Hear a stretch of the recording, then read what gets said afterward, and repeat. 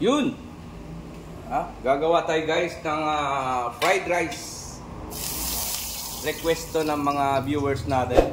Gagawa tayo ng fried rice para sa silog natin. Okay?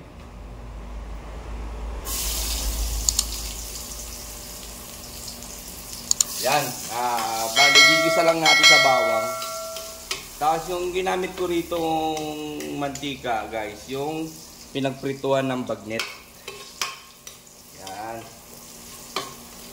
Papakita ko lang sa inyo kasi marami nagre-request yan. Okay. Ayan. Pag medyo brownish na, lalagay na natin yung rice. Ito, yung rice natin guys, hindi rice na bahaw, kundi yung talagang sinaing. Yan. Yan ang ating lalagay. Yan. Brown na, di ba? Lagay na natin. Okay. Dadagdagan natin yan.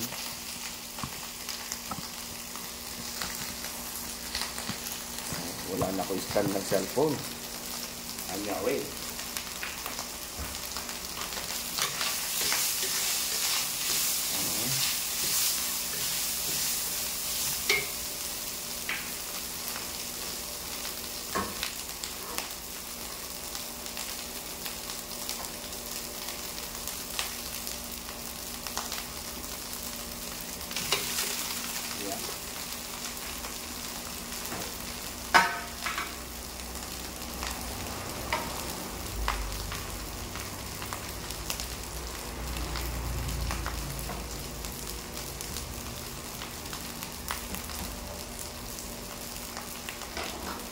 Ito. Yan. Okay na siguro to. Ganyan lang guys.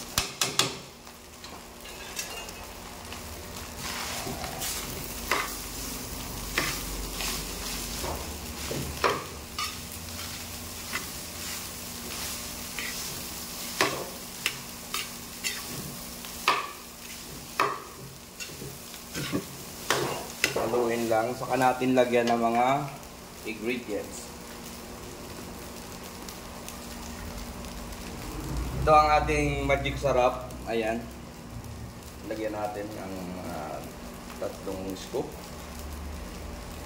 Ayan.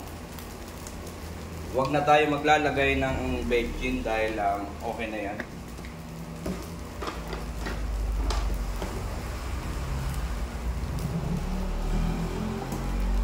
Yun. Iodized salt. Katamtamang dami lang. Tama lang sa ating sinangag. Yun.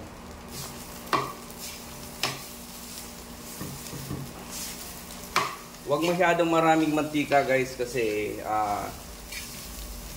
naglalabsak yung yung ating kanin.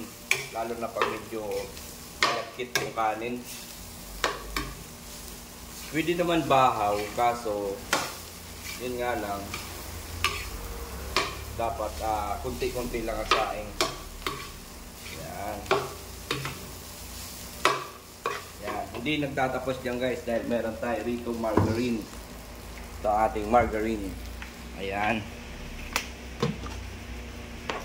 Yan ang ating butter.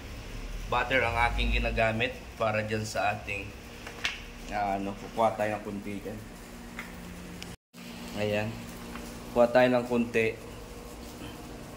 Para ito yung nagbibigay ng linamnam dun sa fried rice.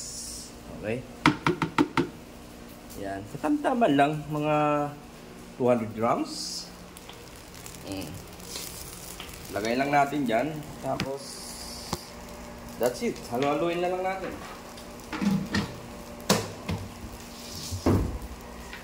Ito. Lakasan mo yung apoy. Para hindi mo naman kailangan na sangagin pa ng maigi yan o patuste din kasi bagong saing naman yung ating sinaing kanin. Ayan lang.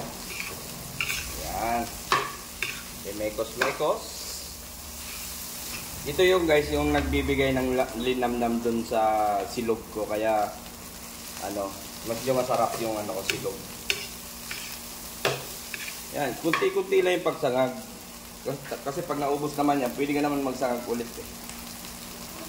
Actually guys, nakaka-6 na kilo ako ng kanin. Ayan, para sa sinangag araw-araw. Dahil gusto talaga nila yan. Ayan, magpagkukulay brown na siya ng konti. Ayan, dahil yan doon sa butter.